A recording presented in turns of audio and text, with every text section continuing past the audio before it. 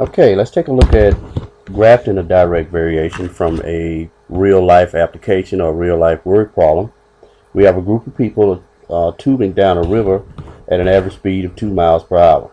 So we want to write a direct variation equation that gives the number of miles y that the people will float in X hours, and then we want to graph. Step 1 asks that we use the information from the problem and write a direct variation equation.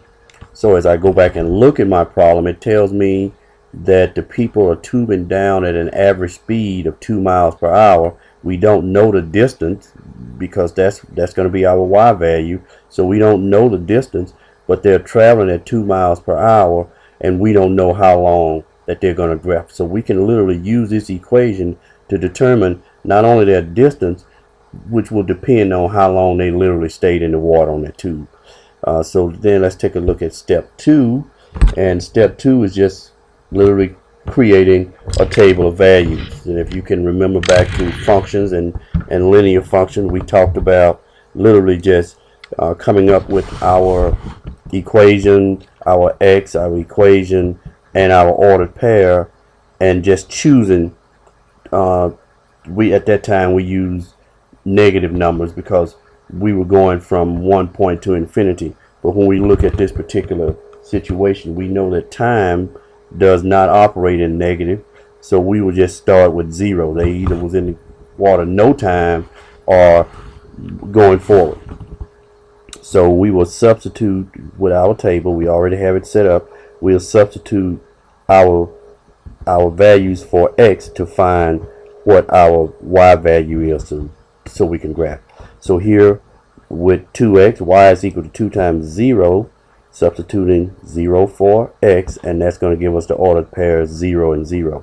So when x is equal to 1, we substitute 1 in the equation, and that's going to give us y is equal to 2 times 1, which is 2, and then our ordered pairs are 1 and 2.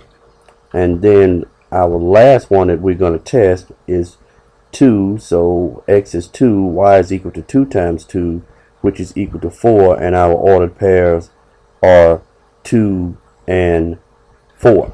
So let's go and look at our third step, which is to graph the ordered pairs that we created. Notice how I have my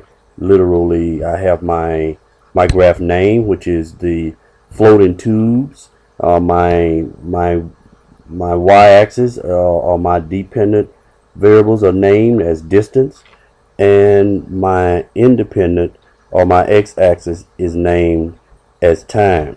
So from my ordered pair, I'll look at my first set, which is 0 and 0, and put a point there. Then I will go to 1 and 2 and put a point there, and then 2 and 4 and put a point there. So connect these lines, and my solution line, which is this red line that goes on to infinity, will give me how far they went depending on how long they stayed in the water. So that concludes our segment on direct variation, and we'll see you soon.